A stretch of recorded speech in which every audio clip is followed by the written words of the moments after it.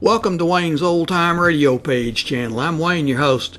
These programs are brought to you by support of our listeners. You can give your support at Patreon or PayPal, either one. There's clickable links in the description below. Thanks for your support and enjoy the shows. From Hollywood, it's time now for Johnny Dollar. This is Capitan Garcia Ramullo of the Panama Federal Police. Good. Your sergeant said he could locate you in a matter of minutes. I am never lost from contact, senor. You have talked with the beautiful turista, no? I have talked with her, yes, and I ended up getting socked in the jaw. These Americano women are so very much athletics. No, she didn't hit me. It was a guy who was hiding out in a closet. See, I understand, senor. Somehow I doubt it. Look, Garcia, it was the man I came down here to question her about. I'm sure of it. But, senor, you have told me... Yeah, I know. Apparently his death was faked. I think he's here, hiding out somewhere in Panama City. Do you think you can find him? When my men make the search, senor, even a little dog could not escape. Then go to it. His name is Ed Morgan, but he may be using another one. The charge is embezzlement. You know his description, senor? I ought to. He's been one of my best friends for years.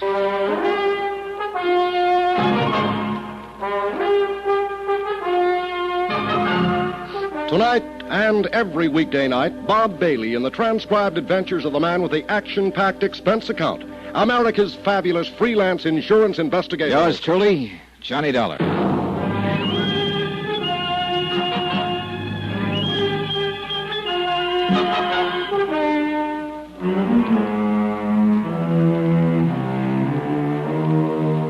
From Special Investigator Johnny Dollar, location Panama. To the Home Office, Eternity Mutual Insurance Company, Hartford, Connecticut. Assignment, the confidential matter. Expense account continued.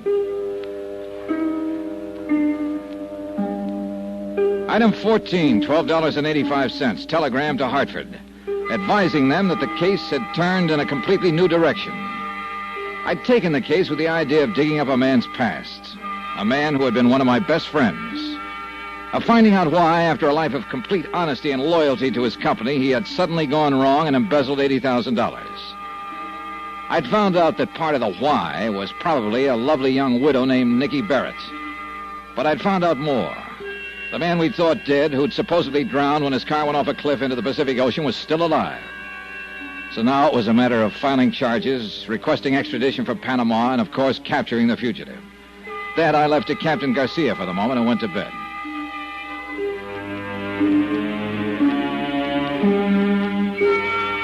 When I came down to breakfast the next morning, I still hadn't heard back from Garcia. But I did get a return engagement from my little playmate of the night before. Good morning, Johnny. Oh, well. Good morning, Mrs. Barrett. I came into town early especially to see you. Why? A deep concern as to whether I survived that sock in the jaw? No. No concern, really. I imagine you have a pretty tough jaw.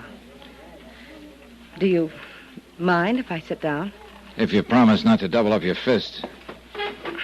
I can explain that, Johnny. With all night to think about it? Yeah, I bet you can. How about some breakfast? I don't really... They got a special this morning, fried fish and papaya. Ooh. Tastes even worse than it sounds. No, I'll just have some coffee. That we already have.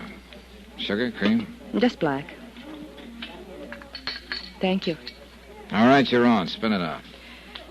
Well, I'll admit it was silly to claim I was the one who hit you last night. Of course it was silly. I know who hit me. You don't. It was Ed Morgan. He was hiding in the closet in your hotel room. You're wrong, Johnny. You don't mind if I call you Johnny, do you? I mean, you and Ed were such close friends.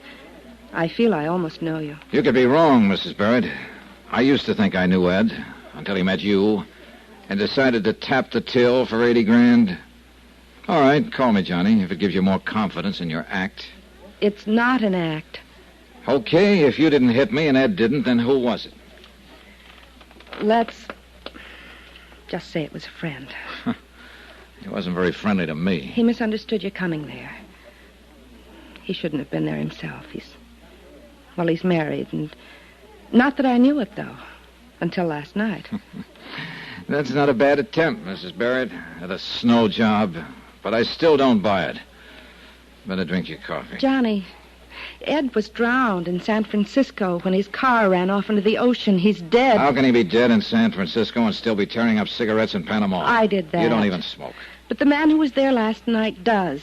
And I tore the cigarettes in that peculiar way. I picked up the habit from Ed. I just did it absent-mindedly, I guess. Now, this gets better as it goes along. Oh, I'm not lying. It's true. No, I mean this fish and papaya. I guess you just have to get used to the mixture. Oh, please, Johnny. You're not even touching your coffee. If I drink it, will you please listen to me? I am listening to you. I just don't believe you. Look, we all make mistakes. Last night, you made a guess. You thought that was Ed, but you were wrong. So why be stubborn about it and cause a lot of unnecessary trouble? Let's forget it and be friends. Can't afford it, sweetie. I haven't got that kind of money. Do you think I sell my friendship? It cost Ed $80,000 of the company's money. No. How much of that did you get? Half of it? No. More than half of it? No, I don't know what you're talking about. How much does he have left now? Stop it! Stop saying such things. All right. Can't you understand? Once and for all, Ed isn't here. Nor anywhere else. He's dead. No, he isn't. But I wish to heaven he were. What do you mean? Just that. But he was your friend. That's right. He was my friend. When I heard about his accident, heard he'd been killed, it hit hard. It hurt plenty. And I guess it hurt even more when I learned he'd been stealing from the company. Johnny. So I took the job of digging into the mess and trying to find some answers. I didn't want the job, didn't want any part of it, but I took it anyway. Somebody had to do it. And he had been my friend once. And then I find out he's still alive. No, so you Johnny. see what it means? Now I've got to catch him and take him back to stand trial. And that's going to be even tougher than facing his death and the fact he was a crook. If Ed were alive, you'd take him back? Help send him to prison like any other common criminal? That's what he is, isn't he? But he was your friend. Oh, skip it. You wouldn't understand. I might, if you'd let me try. The only thing you're trying to do, Mrs. Barrett, is to con me into thinking I might possibly be wrong. Thinking maybe it was somebody else in your room last night. I told The you. idea is to throw me off balance just long enough so the two of you can make a run for it. Nice try, only it won't work, so knock it off. Ed and I were going to be married, Johnny. And the shock of his death... I said was some- skip it. Ed used to talk about you. He told me you were this way.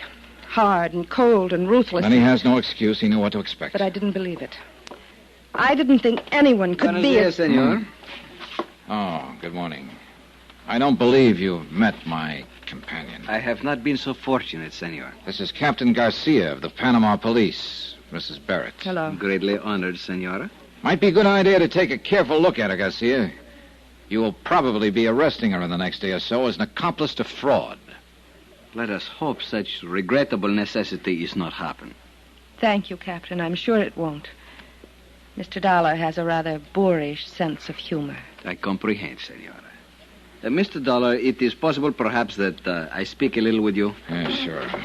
I imagine Mrs. Barrett will be happy to excuse me at this point. Hasta la vista, senora. Remember, Johnny, he was your friend.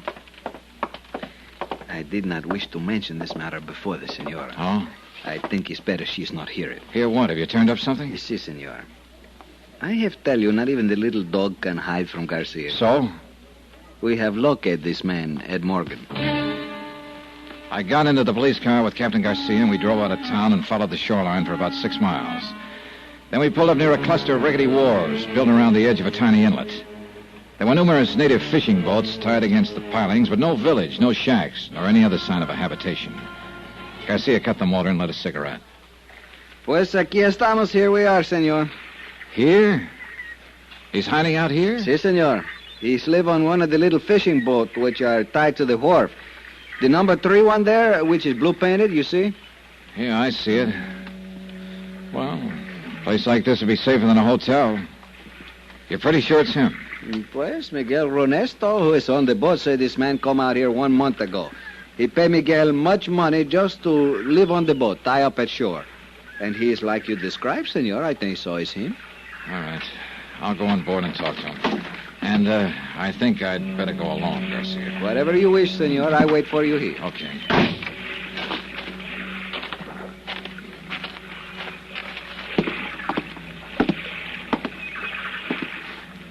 Ed? Ed Morgan.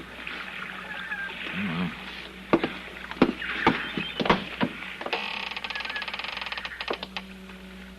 Ed? I know you're here, so you might as well answer. The cabin's unlocked. Come on down.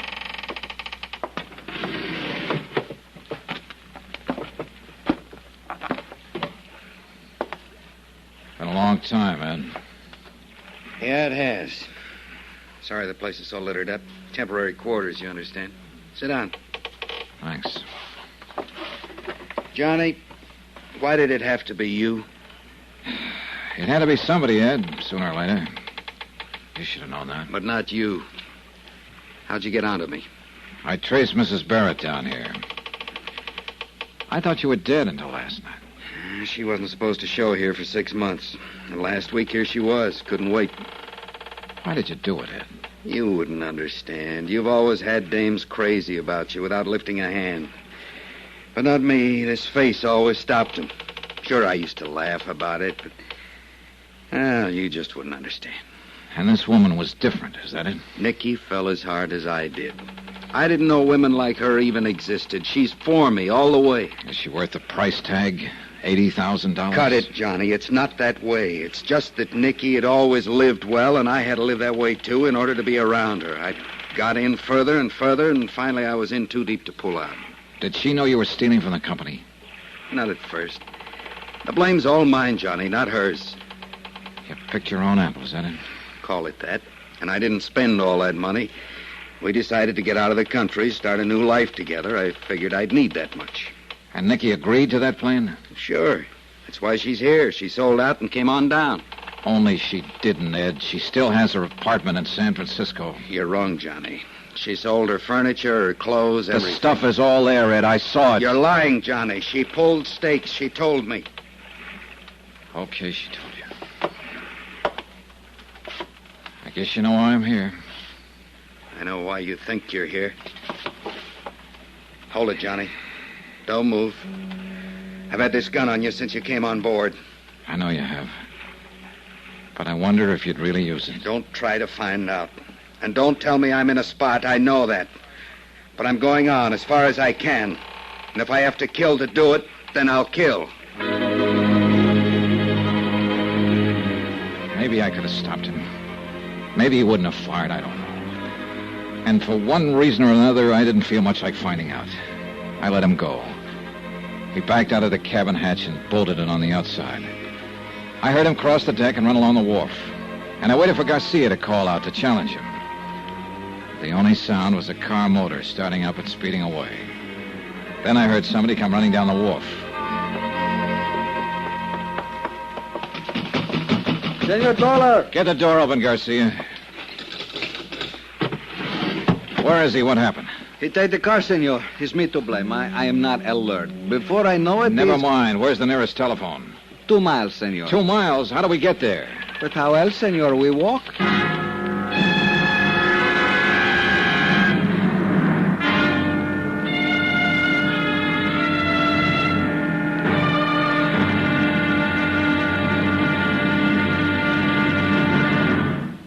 Now, here is our star to tell you about tomorrow's final episode of this week's story. Tomorrow, fate plays a devil's tune, collects a payment long overdue, and the music ends on a scream.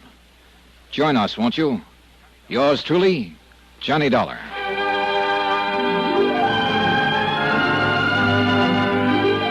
Yours truly, Johnny Dollar, starring Bob Bailey, is transcribed in Hollywood. Written by Les Crutchfield, it is produced and directed by Jack Johnstone.